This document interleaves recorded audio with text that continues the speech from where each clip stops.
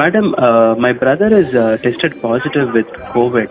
Per day இப்போதைக்கு general beds ward மட்டும் தான் சார் இருக்கு. ஜெனரல் வார்ட்ஸ் மட்டும் தான் 50 கிட்ட ஆகும். சரி. ஜெனரல் பெட்ஸ் 17 to 20,000 ஆகும் per டேக்கு. ஏகப்பட்ட டெஸ்ட் இருக்கு. பேஷண்டோட கண்டிஷன் பொறுத்து தான் அவங்க நிறைய டெஸ்ட் எடுக்கிறாங்க. இல்ல டெஸ்ட் இந்த டெஸ்ட் போதும்னு எடுக்கிறதுக்கு இருக்கு. மினிமம் ஆனா 40 years வரும். அந்த 14 டேஸ்க்கு வந்து 3 lakhs பேக்கேஜ். ஆனா எங்களுக்கு வந்து 3 daysலயே 2 lakh கிட்ட வந்துருச்சு. வணக்கம். நம்ம உண்மையிலேயே இந்த கோவிட்ல இருந்து மீண்டு வந்து விட்டோமா? என்கிட்ட இன்னைக்கு 3 கேள்விகள் இருக்கு உங்கள்ட்ட. முதல் கேள்வி, எவ்வளோ சீரியஸாக இருக்கு நம்ம அரசாங்கம் இந்த கோவிட்-19க்காக? நம்ம அரசாங்கம் ஏதாச்சும் உங்களிடம் மறைத்துள்ளார்களா? அல்ல அனைத்தையுமே உண்மையை மட்டும்தான் பேசுகிறார்களா இந்த அரசாங்கம் கோவிட் சிச்சுவேஷனை பேஸ் பண்ணி? கேள்வி நம்பர் 2, இந்த பிரைவேட் ஹாஸ்பிட்டல்ஸ் உங்கள்கிட்ட இருந்து எதற்காக லட்சமாக சார்ஜ் பண்ணுறார்கள் இந்த கோவிட்-19க்காக? என்னுடைய கேள்வி நம்பர் 3, நம்ம இந்த கோவிட் சிச்சுவேஷன்ல இருந்து மீண்டு வர முடியுமா முடியாதா? அதுக்கான சொல்யூஷன் என்ன? தமிழ்நாடு அரசாங்கம் ஒரு கேப்பை வச்சார்கள் இந்த பிரைவேட் ஹாஸ்பிட்டல்கள் மேலே. பிரைவேட் ஹாஸ்பிட்டல்கள் ஒரு கோவிட் பேஷண்ட் உங்களோட ஹாஸ்பிட்டலுக்கு வந்தால் நீங்கள் எவ்வளோ சார்ஜ் பண்ணலாம்ங்கிற அந்த கேப்பை தமிழ்நாடு அரசாங்கம் கொடுத்துள்ளது. அந்த கேப்பை ஃபஸ்ட்டு பாருங்கள். ஒரு பேஷண்ட் கிட்ட இருந்து நீங்கள் வெறும் 7,500 ரூபாயிலிருந்து 22,500 ரூபாய் மட்டும்தான் வாங்க முடியும். விஜயபாஸ்கர் அவர்கள் மற்றும் பீலா ராஜேஷ் அவர்கள், ஹெல்த் செக்ரட்டரி பீலா ராஜேஷ் அவர்கள் 2 பேருமே இணைஞ்சு கொடுத்த இந்த ஸ்டேட்மெண்ட் எந்த அளவுக்கு உண்மைன்னு நீங்களே இந்த ஆடியோகளில் கேளுங்கள். நாங்கள் செஞ்ச அந்த இன்வெஸ்டிகேஷனில் ஒவ்வொரு பிரைவேட் ஹாஸ்பிட்டலும் எந்த விதத்தில் உங்களிடம் சார்ஜ் பண்ணி கொண்டிருக்கிறார்கள்னு நீங்களே கேளுங்கள். அதற்கப்புறம் மீண்டும் இந்த பதிவுக்குள் வருகிறேன். Thank you for calling Miyot Hospitals. An appointments executive will speak with you shortly. Thanks for calling me. Good afternoon. Hello. Madam Rahul பேச रहे हैं. My brother is tested positive with COVID, madam. Okay, sir. This is a Miyot Hospital giving treatment for corona. Oh, okay. Just a minute, I'm connecting to the concerned department. Check Okay, with madam. Okay, madam.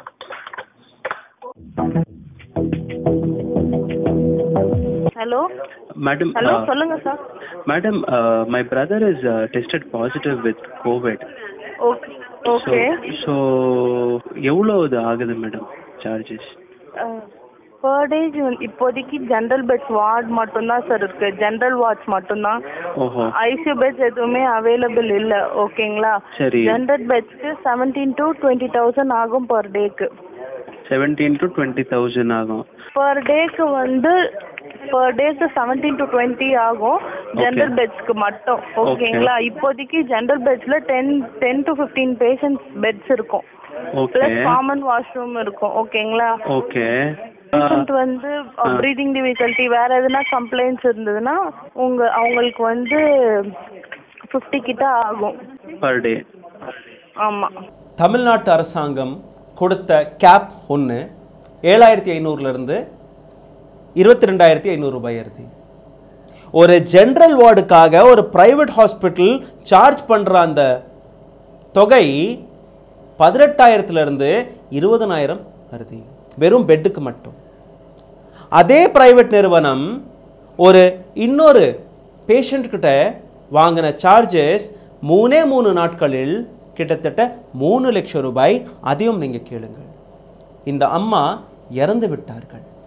மியாட்ல இருந்து எதற்கு நீங்க இங்க போனீங்க? Sir மியாட்ல இருந்து நாங்க ஏன் போனோம்னா எனக்கு வந்து என்ன சொன்னாங்கன்னா பர் டே வந்து ஐசியூல வந்து ஃபர்ஸ்ட் ஆஃப் ஆல் நாங்க போறப்ப அவங்க வந்து எங்களுக்கு கொரோனான்றது கன்ஃபார்மா எங்களுக்கு தெரியாது. வீசிங் ப்ராப்ளம் நிறைய இருந்துச்சு. எங்க போனாலும் வந்து கொரோனா டெஸ்ட் எடுத்துட்டு தான் நாங்க எந்த ஒரு ப்ரொசீஜருமே ஃபாலோ பண்ணுவோம்னு சொல்லிட்டு சொன்னாங்க. ஓகேங்களா? அவங்க வந்து கவர்மெண்ட் ஹாஸ்பிட்டல் போறதுக்கு வந்து பயந்தாங்க எங்க மாமியார் வந்து. அதனால வந்து நாங்க வந்து மியாட் கூப்பிட்டு போனோம். நாங்கள் வந்து சர்ச் பண்ணுறப்ப மியாட்லேயும் வானகரம் அப்போலோலையும் போகலான்னு சொன்னாங்க. நாங்கள் வந்து மியாட் சூஸ் பண்ணி மியாட் போனோம். நாங்கள் கேட்குறப்ப எங்ககிட்ட பேக்கேஜ் வந்து அவங்க பேசுகிறப்ப என்ன பேக்கேஜ் பேசுனாங்கன்னா பர் டே வந்து 40,000 to 50,000 வரும் ஐசியூவில் இருக்கிறதுக்கு. ஓகேங்களா? அது வந்து இவங்க வந்து இப்போ வீசிங் ப்ராப்ளம் இருக்கிறதுனால நாங்கள் கம்பல்சரி ஐசியூவில் தான் வைப்போம். அது ஒரு 3 days இருப்பாங்க. இன்கேஸ் வந்து கொரோனா பாசிட்டிவ்னு வந்துச்சுன்னு சொன்னா அவங்களோட சிச்சுவேஷனை பொறுத்து நாங்க ஐசியூல வைக்கிறதா இல்ல வந்து அவங்கள வந்து தனிமைப்படுத்தி பாத்துக்கணுமான்ற மாதிரி சொல்லுவோம். ஓகேங்களா? அந்த கொரோனா பாசிட்டிவ்னு வந்து ஐசியூல இருந்து மாத்துறப்ப அந்த 14 daysக்கு வந்து 3 lakhs பேக்கேஜ். எப்படி ஐசியூல வச்சு ஐசியூல இருந்து ஐசியூ வரைக்கும் தனி சார். ஐசியூல வந்து பர் டே 50,000 வரும்னு சொன்னாங்க. ஐசியூக்கு மட்டும் 50,000 40 to 50 வரும்னு சொன்னாங்க. ஓகேங்களா? அதுக்கப்புறம் கொரோனா பாசிட்டிவ்னு வந்தாலும் இப்போ இவங்க ஐசியூல தான் இருக்கணும்ன்ற சிச்சுவேஷன் வந்ததுன்னா அந்த 50,000 நம்ம பர் டே டெய்லி பே பண்ண வேண்டியது வரும். ஓகேங்களா? அப்படி இல்ல அதுக்கப்புறம்னா அந்த 14 daysக்கு வந்து 3 lakhs வந்து பேக்கேஜ் எங்களுக்கு.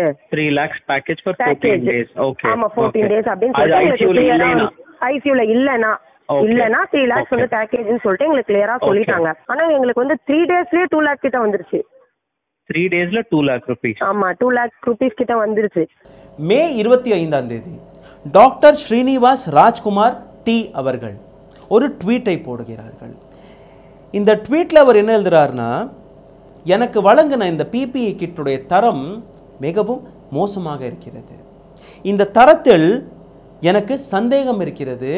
எனக்கு இந்த பிபிஇ கிட் வேண்டாம். இவர் ஒரு ட்வீட்டை போட்டு விட்டார். எனக்கு கொடுத்த அந்த N95 மாஸ்க் கூட போலியான மாஸ்க். அது N95 மாஸ்க் அல்ல. டாக்டர் ஸ்ரீனிவாஸ் ராஜ்குமார் அவர்கள் கோவிட் பேஷண்ட்காக ட்ரீட் பண்ணி கொண்டு இருக்கிற இந்த டாக்டர் போட்ட அந்த ட்வீட். இவருக்கு கிடைச்ச பரிசு all India Institute of Medical Science show cause நோட்டீஸை வழங்கியுள்ளார்கள். நீங்கள் இதற்கு பதில் கொடுத்தே ஆகணும். அப்போது நீங்கள் வீட்டில் இருங்கள். வேலையை விட்டு ஒதுக்கி வச்சு விட்டார்கள். நம்ம நாட்டு அரசாங்கத்தை பற்றி எந்த விதமான கேள்வியும் நீங்கள் கேட்டீர்கள்னா உங்களுக்கு கிடைக்கிற பரிசு இதுதான். ஒரு டாக்டர், உங்களுக்கும் எனக்கும் உழைக்கிற அந்த டாக்டர் தன்னுடைய சேஃப்டிக்காக ஒரே ஒரு கேள்வியை எழுப்பினதுக்காக அவருக்கு கிடைச்ச இந்த பதில். Apollo hospital.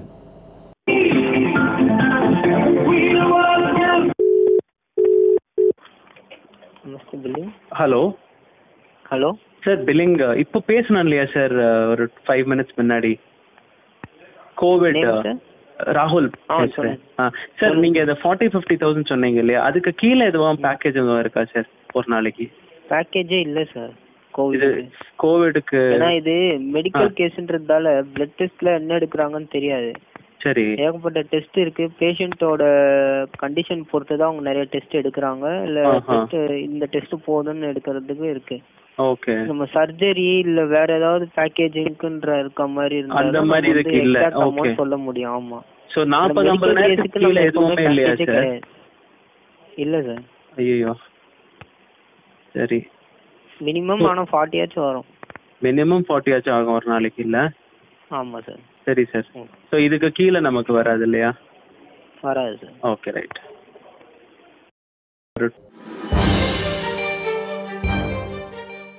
வணக்கம் காவேரி. வணக்கம் மேம். மேம், என் பேர் ராகுல். என்னோட தம்பி கோவிட் பாசிட்டிவ் டெஸ்ட் ஆயிருக்காரு. சரிங்க சார். மேம், அங்க கோவிட் ட்ரீட்மெண்ட் நடக்குது காவேரியில? ஆமா சார், சொல்லுங்க சார். ஓகே மேடம், எவ்வளோ சார்ஜஸ் ஆகுது? அதான் சார், சார்ஜஸ் வந்து நம்ம ஒவ்வொரு பேஷண்ட்டுக்கும் அவங்களோட கண்டிஷன் பொறுத்து வேரி ஆகும் சார். ஸோ அதனால சார்ஜஸ் வந்து நம்மளால கமிட் பண்ண முடியாது. ஓகே. ரெண்ட் வந்து நான் சொல்றேன். ரெண்ட் வந்து for private room for each day it is 6.5. 6,500. ஆமா ஆமா சார். ஓகே, இது வந்து room rent. Room rent. Isolation ward அப்படின்னாக்கா இது அடிஷ்னலா இதுல இருந்து ஒரு 5,000. ஐசோலேஷன் வார்டுனா ஒரு 11,000 அப்படி வரும். ஆமா ஆமா சார். ஐசோலேஷன் வார்டு தனி கோவிட்க்கு? ஆமா சார், ஆமா. ஸோ பிரைவேட் பிளஸ் ஐசோலேஷன் அப்படின்னாக்கா நீங்க ஒரு 11 கிட்ட எக்ஸ்பெக்ட் பண்ணலாம். இது ஐசியூ பிளஸ் ஐசோலேஷன் அப்படின்னா 25 கிட்ட எக்ஸ்பெக்ட் பண்ணலாம். இது வந்து நான் சொன்னது ரெண்ட் மட்டும். ஓகே, அது தவிர எல்லாமே வந்து வேரி ஆகும். ஓகே, சோ ரெண்ட் மட்டும் 25,000 ஆகுது. ப்ளஸ் எனக்கு வந்து இது நம்ம ட்ரீட்மெண்ட்டுக்கு தனியாக கொடுக்கணும் இல்லையா? ஆமாம் சார், ஆமாம். மற்ற எல்லாம் depends upon the requirement and okay okay okay okay. இந்த அம்மாவுடைய 2 குடும்பத்தினருக்கும் இந்த தொற்று வந்தது. அவர்கள் 2 பேருமே நம்ம அரசு மருத்துவமனையில் தான் குணமடைந்து நன்றாக வீடு திரும்பியுள்ளார்கள். எந்த விதமான பணமும் செலவு பண்ணாமல். அந்த அம்மா தன்னுடைய குழந்தையை எப்படி ஒரு கவர்மெண்ட் ஹாஸ்பிட்டல் கேர் எடுத்து பார்த்தார்கள்னு நீங்களே கேளுங்கள். இங்க ஓமந்தூர் ஹாஸ்பிட்டல் இருக்குல்ல சார், கவர்மெண்ட் ஆமா கவர்மெண்ட் ஹாஸ்பிட்டல். அங்க ஏதாச்சும் உங்கள்ட்ட எக்ஸ்ட்ரா பணம் யாரும் வாங்கினாங்களா? இல்ல சார், அங்கெல்லாம் அந்த மாதிரி எல்லாம் எதுவுமே இல்ல.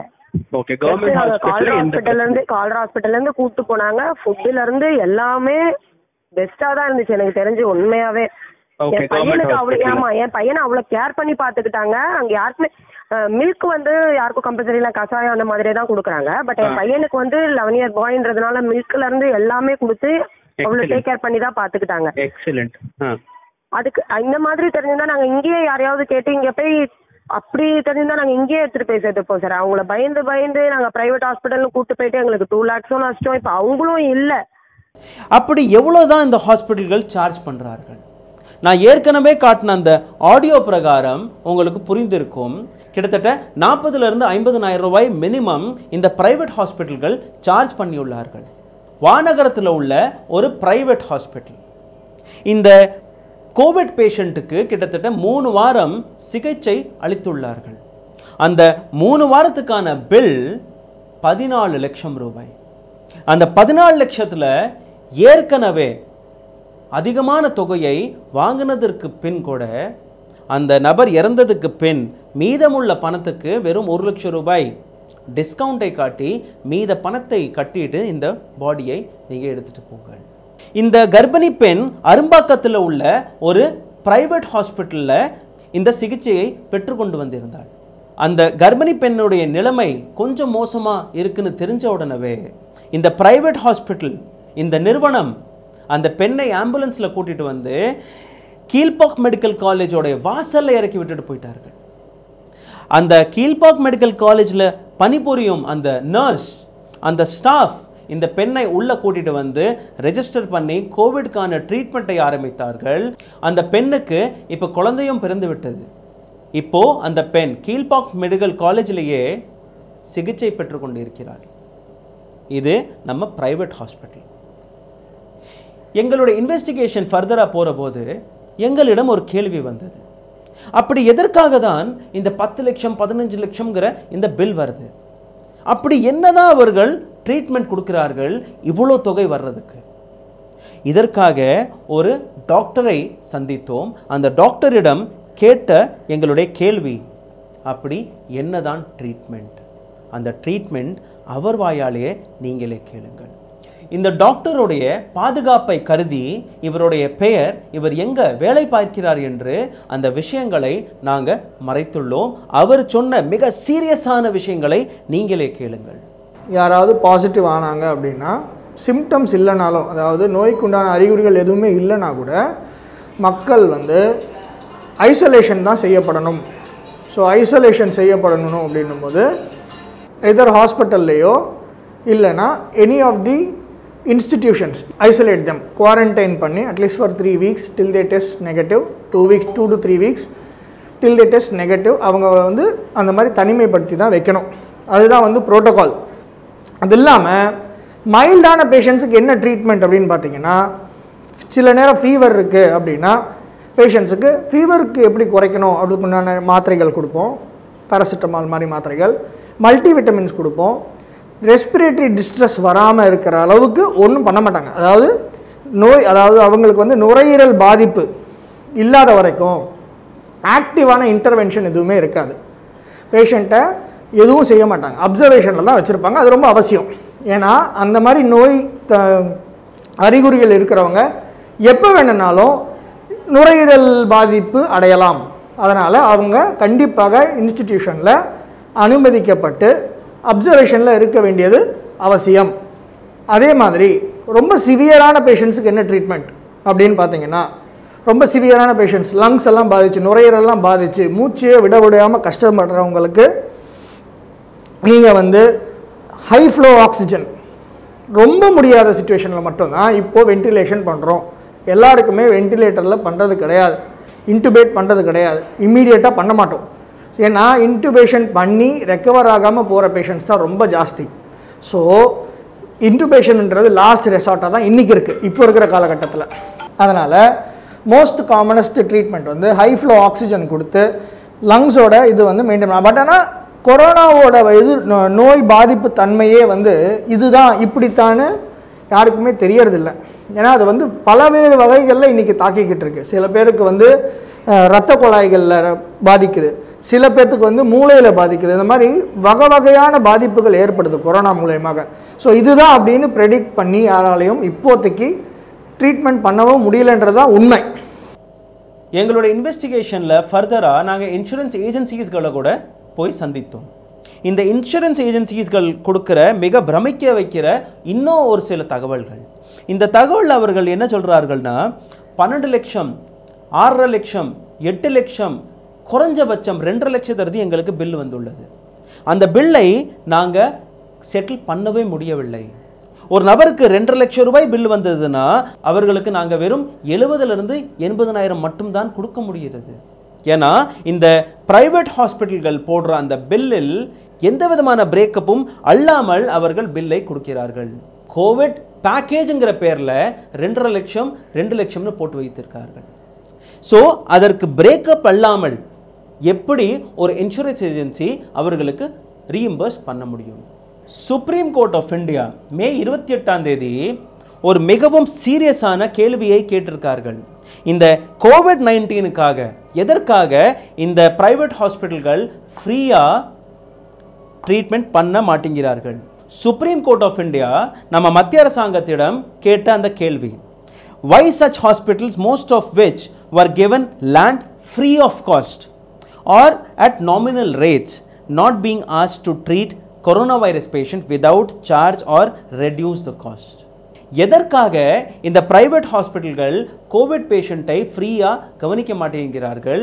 எப்போ நம்ம அரசாங்கம் இவர்களுக்கு ஃப்ரீயாக இடம் வழங்கி இருக்கிறதோ அல்ல ஒரு வெறும் நாமினலான ஒரு காஸ்ட்டுக்கு இவர்களுக்கு இடம் வழங்கியுள்ளதோ அந்த ஹாஸ்பிட்டல்கள் எதற்காக இந்த பேஷண்ட்ஸ்களை ஃப்ரீயாக கவனிக்கக்கூடாது? சுப்ரீம் கோர்ட் ஆஃப் இந்தியா கேட்ட கேள்வி. அவங்களோட காஸ்ட்டுன்னு பார்த்தீங்கன்னா எவ்வளோ ஆகும்? ஒரு ஹாஸ்பிட்டல் ரன் பண்ணுற காஸ்ட்டு தான் எடுக்கணும், சரிங்களா? ஒரு ஹாஸ்பிட்டல் ரன் பண்ணணும். இன்றைக்கி இருக்கிற காலகட்டத்தில் மேன் பவரும் கிடையாது. ஒரு ஒர்க்கர்ஸை வாங்க அப்படின்னு சொல்லி கூப்பிட்டாலும் அவங்களுக்கு ஹை சேலரி தான் கொடுக்குறாங்க. இந்த மாதிரி ரன்னிங் காஸ்ட்டெல்லாம் எடுத்துக்கும் போது அவங்க பண்ணுறது நியாயப்படுத்தக்கூடிய தன்மையாக இருந்தாலும் கண்டிப்பாக அவங்க ஓவர் சார்ஜிங் பண்ணுறாங்கன்றது தான் கண்டிப்பான உண்மை. ஓவர் சார்ஜிங் எந்த அளவுக்கு இருக்குன்றது தான் இம்பார்ட்டண்ட். ஸோ இது எப்படின்னு பார்த்தீங்கன்னா 2 star 3 star 4 star 5 star hotel மாதிரி. 2 ஸ்டார் ஹோட்டலில் போய் தங்குனீங்கன்னா அதுக்குண்டான ரூம் ரெண்ட் பே பண்ணுற மாதிரி, 5 ஸ்டார் ஹோட்டலில் போய் தங்குனீங்கன்னா அதுக்குண்டான ரூம் ரெண்ட் பே பண்ணுற மாதிரி, 5 ஸ்டார் ஹோட்டலில் ஹாஸ்பிட்டலில் ப்ரிஃபர் பண்ணிங்கன்னா அவங்களோட ட்ரீட்மெண்ட் லேக்ஸில் தான் போகுது, சரிங்களா? கொஞ்சம் 3 ஸ்டார் லெவலில் போனீங்கன்னாக்கா 20,000 25,000 பர் டே வாங்குறாங்க. அவங்க 4 ஸ்டார் 5 ஸ்டார் கேட்டகரியில் பெரிய ஹாஸ்பிட்டல்ஸ், ஸோ கால்டு பெரிய கார்ப்பரேட் ஹாஸ்பிட்டல்ஸ் அப்படின்னு பார்க்கும்போது அவங்களோடது டெஃபினட்டாகவே பர் டேவே எப்படியும் 1 lakh எல்லாம் பண்ணுறாங்க. எப்படியெல்லாம் இந்த மெடிக்கல் பிளாக் மார்க்கெட் நடந்துள்ளதுன்னு அதையும் நீங்கள் கவனிங்கள். ஒரு 80 பைசாவுக்கு வித்துட்டு இருந்த ஒரு சாதாரண மாஸ்க் அதோடைய விலை இன்னைக்கு 15 ரூபாய். ஒரு சாதாரணமாக 35 ரூபாய்க்கு வித்துட்டு இருந்த அந்த 3M மாஸ்குடைய விலை இன்னைக்கு 220 ரூபாயிலிருந்து 350 ரூபாய். இந்த விலை டாக்டரே தன் பாக்கெட்லேருந்து பணத்தை கொடுத்து வாங்க இருக்கிறார்கள். ஸோ அடுத்து ஒரு பெரிய ஒரு ப்ராப்ளம் வந்து availability of PPE kit and N95 masks. இது வந்து அடுத்த ஒரு பெரிய கேள்வி அண்ட் அடுத்த ஒரு பெரிய ஸ்கேம் அப்படின்னே சொல்லலாம். ஏன்னா அதை வந்து இன்வெஸ்ட் பண்ணுறவங்க, ஏன் நான் ஒரு டாக்டராக எனக்காக ஒரு PPE கிட்டோ எனக்காக ஒரு N95 மாஸ்க்கோ வெறும் 60 ரூபாய்க்கு 70 ரூபாய்க்கு வித்துட்டு இருந்தேன். ஏன் பர்சனல் காசு போட்டு நானே 130 230 ரூபாய்க்கு வாங்கிக்கிட்டு இருக்கேன் ஒரு N95 மாஸ்க்கை. 230 rupees ஃபஸ்ட்டு ஆரம்ப காலத்தில் நான் வாங்கின ப்ரைஸ் ஒரு கிட்டத்தட்ட ஒரு 20 N95 மாஸ்க் வாங்கணும், 230 ரூபா கொடுத்து ஒரு மாஸ்க்கும். அதே மாதிரி ஃபேஸ் ஷீல்டும் வாங்கணும், 160 rupees 170 rupees கொடுத்து. அந்த மாதிரி ஒரு டாக்டராக எனக்கே இந்த ப்ரைஸுக்கு தரும்போது பப்ளிக்கு அது போகும்போது பப்ளிக்கு எந்த கம்மியான விலையில் கொடுப்பாங்கன்னு நீங்கள் எதிர்பார்க்குறீங்களா? கிடையாது. அதே மாதிரி தான் ஒரு ஹாஸ்பிட்டலுக்கும் கூட ஒரு ஹாஸ்பிட்டலுக்கு இதனோட யூசேஜஸ் எல்லாம் அதிகமாகையில் ஹாஸ்பிட்டல் வந்து இதையே ஒரு காரணமாக காட்டி டெஃபினட்டாக இதை வந்து ஒரு அட்வான்டேஜாக எடுத்துக்கிட்டு அதையும் காரணமாக காட்டி எவ்வளோ முடியுமோ அவ்வளோ சம்பாதிக்கிறாங்க. அவ்வளோதான், இதுதான் உண்மை. சானிடைசர், ஒரு ஹை குவாலிட்டி ஹை ஸ்டாண்டர்ட் சானிடைசருடைய விலை வெறும் 30-40 ரூபாயாக இருந்தது. இன்னைக்கு அதே சானிடைசருடைய விலை 250 300 ரூபாய். ஒரு ஹேண்ட் கிளவ்ஸ், மாஸ்க், சானிடைசர், மிக அத்தியாவசியமான பொருட்களை கூட நம்ம அரசாங்கம் கவனத்தில் எடுக்கவில்லை. எதற்காக எந்த விதமான கேப்பும் வைக்கப்படவில்லை. ஸோ கவர்மெண்ட் இதை வந்து ஸ்டெப்ஸ் எடுத்து ஹெல்த் செக்டாரை டெவலப் பண்ணணும் அப்படின்னு ஆசைப்பட்டீங்கன்னா இதை வந்து டெஃபினட்டாக ஹெல்த் செக்டரை வந்து you have to treat it as a service இது டிபார்ட்மெண்ட்டாக அதை எடுத்து அதுக்கு நிறைய சலுகைகள் கொடுத்தால் அப்போ நீங்கள் கவர்மெண்ட் ப்ரைவேட்டை வந்து கேள்வி கேட்கலாம். இன்றைக்கி வந்து கவர்மெண்ட் செய்ய முடியாத வேலைகள் தான் ப்ரைவேட் ஹாஸ்பிட்டல் பண்ணிக்கிட்டு இருக்கு. ஒரு அவ்வளோ பெரிய கவர்மெண்ட்னால நிறைய இன்ஸ்ட்ருமெண்ட்ஸ் வாங்க முடியாமல் நிறைய இது வாங்க முடியாது. அந்த மாதிரியான காலகட்டத்தை அதை அப்படியே ரீப்ளேஸ் பண்ணுது ப்ரைவேட் ஹாஸ்பிட்டல். அவங்க வந்து புதுசாக லேட்டஸ்ட் எக்யூப்மெண்ட்ஸ் எல்லாம் எவ்வளோ சீக்கிரத்தில் வாங்க முடியுது. ஆனால் ஒரு கவர்மெண்ட் ஹாஸ்பிட்டல்னால அதை செய்ய முடியலையே. இதுதானே அப்பட்டமான உண்மை. ஸோ அந்த மாதிரி காலகட்டத்தில் அவங்க அவ்வளோ கோடி இன்வெஸ்ட் பண்ணுறவனை நம்ம போய் கேள்வியும் கேட்க முடியலையே. கவர்மெண்ட் அதனால தான் கேள்வி கேட்க முடியாமல் சைலண்ட்டாக இருக்குது. ஏன்னா இன்றைக்கி வந்து கவர்மெண்ட் ஹாஸ்பிட்டலில் இருக்கிற இன்ஃப்ராஸ்ட்ரக்சருக்கும் ப்ரைவேட் ஹாஸ்பிட்டலில் இருக்கிற இன்ஃப்ராஸ்ட்ரக்சருக்கும் கம்பேர் பண்ணி பார்த்தீங்கன்னா ப்ரைவேட் ஹாஸ்பிட்டல் தான் இன்ஃப்ராஸ்ட்ரக்சர் நிறையா இருக்குது. இது வந்து நீங்களும் நானும் ஏற்றுக்கக்கூடிய உண்மை தானே. ஸோ அந்த மாதிரி காலகட்டத்தில் அவன் இன்ஃப்ராஸ்ட்ரக்சரை அவன் வந்து டெவலப் பண்ணுறான், இன்வெஸ்ட் பண்ணுறான்னா அவன் ஆட்டோமேட்டிக்காக அதுக்குண்டான காசை வாங்கத்தான் செய்வான். IMA இந்தியன் மெடிக்கல் அசோசியேஷன் ஒரு டிராஃப்டை சப்மிட் பண்ணார்கள். அந்த டிராஃப்டில் இந்த கோவிட்-19க்கான டெஸ்ட்டுக்குடைய விலை 4000 ரூபாயிலிருந்து 4500 ரூபாய் எழுதி நீங்கள் வாங்கலாம். அதே யாரோ உங்கள் வீட்டுக்கே வந்து டெஸ்ட் பண்ணால் அதில் இன்னொரு 500 ரூபாய் நீங்கள் வாங்கிக்கலாம். இந்த டெஸ்ட் பண்ணுற அந்த மிஷினுடைய விலை வெறும் 50 லட்சம் ரூபாய். அந்த செட்டப் நீங்கள் லேப் செட்டப் பண்ணணும்னா வெறும் 50 லட்சம் ரூபாய். அந்த 50 லட்சம் ரூபாயிலிருந்து எவ்வளோ சீக்கிரம் நீங்கள் அந்த பணத்தை வசூலிக்கலாம்னு அந்த கால்குலேஷனை நீங்கள் பாருங்கள். ஒரு லேபில் வெறும் 100 நபர்கள் போய் டெஸ்ட் பண்ணால் கூட ஒரு நாளைக்கு அந்த லேப் சம்பாதிக்கிற தொகை 4.5 லட்சம் ரூபாய். அடுத்த 10 நாட்களில் 45 லட்சம் ரூபாய் அந்த லேப் சம்பாதித்து விடும். வெறும் 10 நாட்களில் அந்த போட்ட 50 லட்சம் ரூபாயை நீங்கள் எடுத்து விடுகிறீர்கள். 10லிருந்து 11 நாட்களுக்கு உள்ள ஒரு பாராசிட்டமால் நம்ம டாக்டர் சொன்ன மாதிரி அந்த ட்ரீட்மெண்ட் ஏசிம்டமேட்டிக் நபர்களுக்கு எந்த விதமான ட்ரீட்மெண்ட்டுமே இல்லை. வெறும் வைட்டமின் சிங்கிற மாத்திரையும் பாராசிட்டமால் மாத்திரையும் தான் கொடுத்துள்ளார்கள். அப்போது ஒருத்தரை அட்மிட் பண்ணி அவரை அப்சர்வேஷனில் வச்சுக்கிறதுக்கு ஒரு ஹை ஆக்சிஜன் கொடுக்கறதுக்காக எதற்காக இந்த ஹாஸ்பிட்டல் 40,000 50,000 ரூபாய் வாங்கி கொண்டிருக்கிறார்கள். சர்ஜரி அல்ல இது. ஒரு நபருக்கு கொரோனா தொற்று வந்துவிட்டதுன்னா அவர்களை தனிமைப்படுத்தி வைக்கிறதுக்காக அந்த பேரில் உங்களிடம் வசூலிக்கப்படுகிற அந்த தொகை 50,000 ரூபாய் ஒரு நாளைக்கு. இந்த ஆஸ்பத்திரிகள் இங்கே மட்டும் நிற்கவில்லை. PPE கிட், ஒரு சிறந்த PPE கிட்டுடைய தொகை 650 ரூபாய். ஒரு ஹாஸ்பிட்டல் உங்களிடம் வசூலிக்கிறது 4500 ரூபாய். சிறந்த PPE கிட்டுடைய விலை 650, உங்கள்கிட்ட இருந்து வாங்குறது 4500 ரூபாய். அந்த ஃப்ளோரில் 50 நபர்கள் இருந்தால் அந்த 50 நபர்களிடம் 4500 4500ன்னு வாங்கி கொண்டு இருக்கிறது இந்த பிரைவேட் ஹாஸ்பிட்டல்கள். ஒரு PPE கிட் 650 ரூபாய்க்கு நீங்கள் வாங்கியிருக்கிறீர்கள். ஆனால் நீங்கள் வசூலிக்கிறது 4500 × 50. கூட்டி கழித்து நீங்களே பார்த்துக்கங்க. அவங்களோட கேட்டால் அவங்களோட ரன்னிங் காஸ்ட், அவங்களோட எக்ஸ்பென்சஸ் கவர்மெண்ட் வந்து அவங்களுக்கு யாருக்குமே even during the epidemic time இந்த மாதிரி ஒரு பேண்டமிக் சுச்சுவேஷன்லையும் கவர்மெண்ட் அவங்களுக்கு எதுவுமே செய்யலைன்றதான் உண்மை.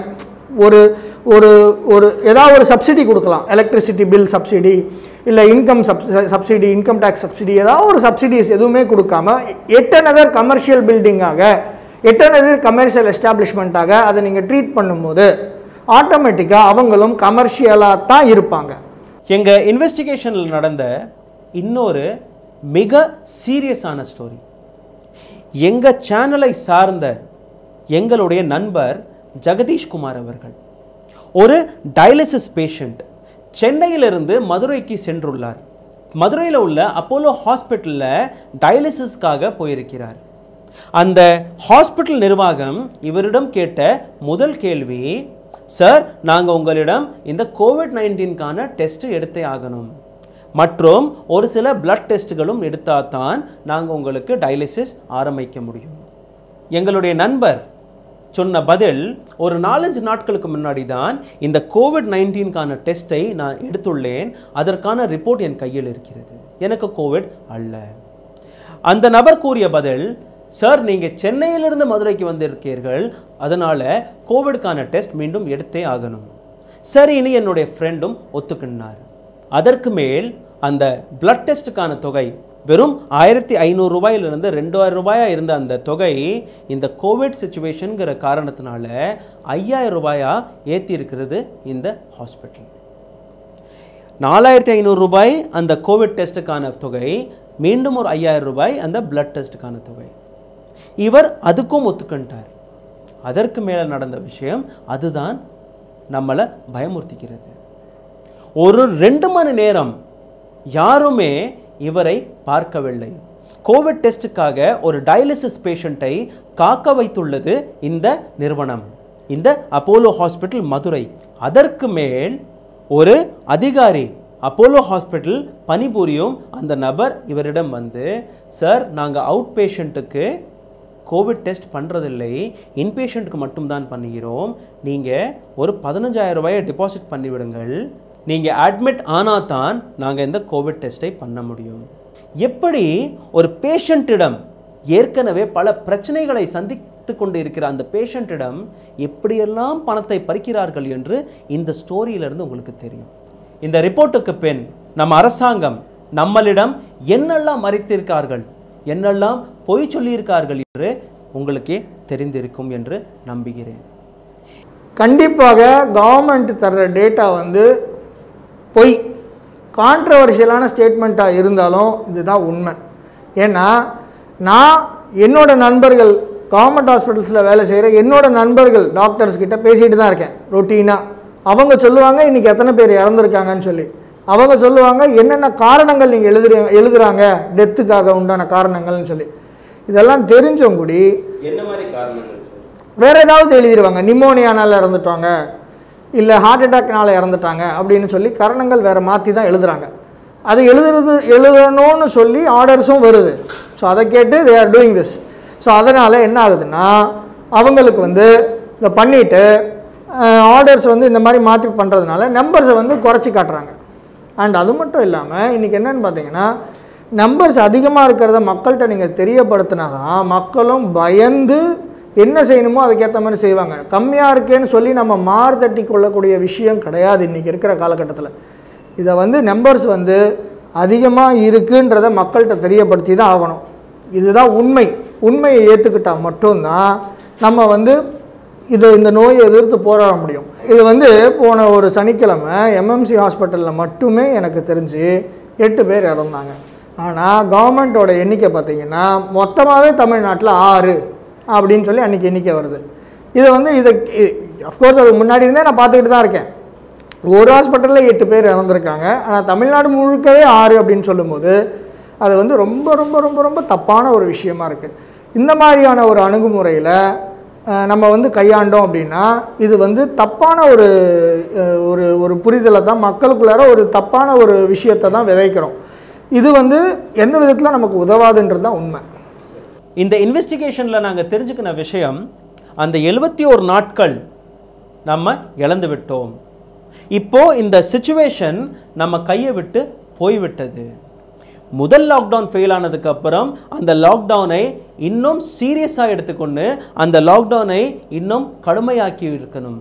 ஆனால் நம்ம அரசாங்கம் செய்த விஷயம் அந்த ரிலாக்ஸேஷனை கொடுத்தது. ரிலாக்ஸேஷன் மேலே ரிலாக்ஸேஷன்.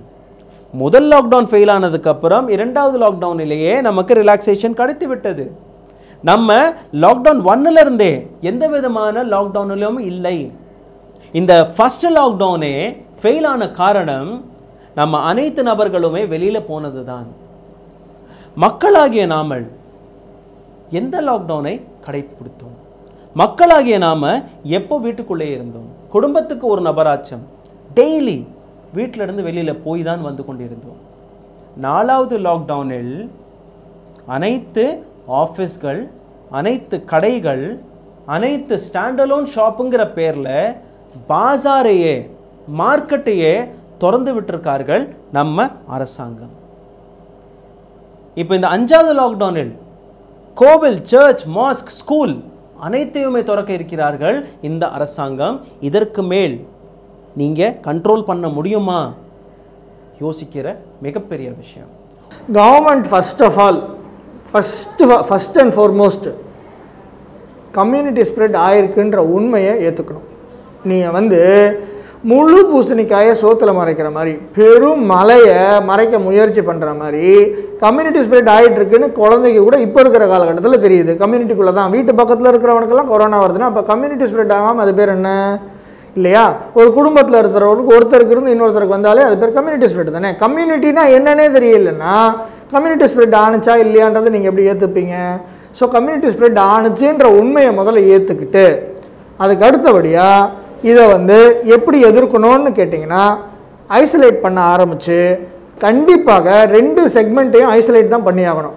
அதாவது பாதிப்பு அதிகமாக இருக்கக்கூடிய 60-65 வயசு இருக்கக்கூடிய பெரியவர்களை, முதியோர்களை தனிமைப்படுத்தி அவங்களையும் யங்ஸ்டர்ஸையும் சேரவே விடாமல் சிறிது காலத்துக்கு தனிமைப்படுத்தினா அவங்க உயிரை காப்பாற்றலாம். இன்றைக்கி இருக்க உண்மை இதுதான். 60 வயசுக்கு மேற்பட்டவர்கள் இறந்து போகிறார்கள்னு தெரிஞ்சு நம்ம அப்படியே விட்டுட்டோம் அப்படின்னா உயிரிழப்புகள் அதிகமாக தான் இருக்கும். ஸோ அவங்கள இப்போ குவாரண்டைன் பண்ணணும். சொல்யூஷன் தான் என்ன? என்ன செஞ்சால் நம்ம இந்த பிரச்சனையிலேருந்து மீண்டு வரலாம்? அரசாங்கம் எங்கே கோட்டை விட்டிருக்கிறது? அந்த ரோடு மேப் தான் என்ன? இப்போவும் தண்ணி தலைக்கு மேலே போகவில்லை. இப்போவும் நம்ம இதை கட்டுப்பாட்டுக்குள் கொண்டுட்டு வரலாம். அந்த சொல்யூஷன் எப்படி ஒரு போருக்கு நம்ம தயாராகிறோமோ அந்த மாதிரி நம்ம இதுக்கும் தயாராகணும். ஒரு எமர்ஜென்சி சிச்சுவேஷனில் எப்படி ரியாக்ட் பண்ணுவோமோ அந்த மாதிரி நம்ம ரெடி ஆகணும். மத்திய அரசாங்கம் மாநில அரசாங்கத்தை இணைஞ்சு இந்த காரியத்தில் இறங்கியாகணும். வார்டு லெவலிருந்து ஸ்டார்ட் பண்ணணும். அந்த வார்டு மெம்பர் அந்த 4 தெருவை கவனிக்கணும். அங்கே யாருக்கு என்ன பிரச்சனைன்னு அந்த ரிப்போர்ட்டை தயாரித்து அந்த பஞ்சாயத்து தலைவர்கிட்ட கொண்டே கொடுக்கணும். அந்த பஞ்சாயத்து தலைவர் தன்னுடைய கவுன்சிலர்கிட்ட கொண்டே கொடுக்கணும். அந்த கவுன்சிலர் அந்த ரிப்போர்ட்டை தயாரித்து எம்எல்ஏ கொடுக்கணும். எம்எல்ஏ எம்பி கிட்ட, எம்பி சீஃப் மினிஸ்டர்கிட்ட கொண்டே கொடுக்கணும். சீஃப் மினிஸ்டர் அந்த ஸ்டேட்டுடைய ரிப்போர்ட்டை, உண்மையான ரிப்போர்ட்டை பிரைம் மினிஸ்டர் ஆஃபீஸ், பிஎம் ஆஃபீஸ்ட்டு கொண்டே கொடுக்கணும். இந்த பிஎம் கேரில் சேகரித்த அனைத்து பணத்தையும் நீங்கள் மெடிக்கலுக்கு மட்டும்தான் செலவு பண்ணணும், உண்மையாக செலவு பண்ணணும். இந்த ஒரு சில ஹாஸ்பிட்டலுக்கு மட்டும் நீங்கள் அந்த பெர்மிஷன் கொடுத்ததை நீக்கி நம்ம நாட்டில் இருக்கிற அனைத்து ப்ரைவேட் ஹாஸ்பிட்டல்களையுமே நம்ம அரசாங்கம் டேக் ஓவர் பண்ணணும். கோவிட் சிச்சுவேஷன் அறுதி அந்த அனைத்து ப்ரைவேட் ஹாஸ்பிட்டல்களுக்குமே நீங்கள் என்னெல்லாம் சலுகைகள் கொடுக்க முடியுமோ நீங்கள் கொடுங்கள். அந்த ப்ரைவேட் ஹாஸ்பிட்டலில் இருக்கிற கோவிட் டிபார்ட்மெண்ட் கவர்மெண்ட் கண்ட்ரோலில் இருக்கணும். அங்கே எந்த விதமான சார்ஜஸுமே வாங்கக்கூடாது. கோவிட் டெஸ்ட்டில் இருந்து அந்த ட்ரீட்மெண்ட் அறுதி எந்த விதமான சார்ஜஸுமே வாங்கக்கூடாது. ட்ரீட்மெண்ட் இந்த பதிவுக்கு போய் உங்களுக்கு தெரிந்து விட்டது அந்த ட்ரீட்மெண்ட் உண்மையிலேயே என்ன ட்ரீட்மெண்ட் என்று. இந்த கோவிடுங்கிற பேரில் எப்படியெல்லாம் உங்களை ஏமாற்றி பணத்தை வசூலிக்கிறார்களோ அவர்கள் மேலே சாட்டை விழுந்தே ஆகணும். இந்த அரசாங்கம் அவர்கள் மேலே நடவடிக்கை எடுத்தே ஆகணும். அந்த அனைத்து ஹாஸ்பிட்டல்களுமே தன் கையில், தன் கண்ட்ரோலில் எடுத்து வந்தே ஆகணும். வார்டு லெவலிருந்து ஆரம்பித்து பிரைம் மினிஸ்டர் லெவலிருந்து நம்ம அனைவருமே இணைந்து செயல்பட்டால்தான் இந்த பிரச்சனையிலிருந்து நம்ம மீண்டு வர முடியும். கேள்வி கேளுங்கள். கேள்வி கேட்கிறது உங்களுடைய ரைட். கேள்வி கேட்டதுனால உங்களுக்கு ஒன்றும் ஆகாது. பயந்து பயந்து வாழ வேண்டாம். அந்த சாவுக்கு எதிராக கூட உங்களுடைய குரலை எழுப்பவில்லை என்றால் நம்ம வாழ்கிறதுக்கு அர்த்தமே இல்லை. இந்த கேள்வி உங்களுடைய குழந்தை, உங்களுடைய நண்பர், உங்களுடைய மனைவி, உங்களுடைய அம்மாவுக்காக இருக்கட்டும். கேள்வி கேளுங்கள். நன்றி, வணக்கம்.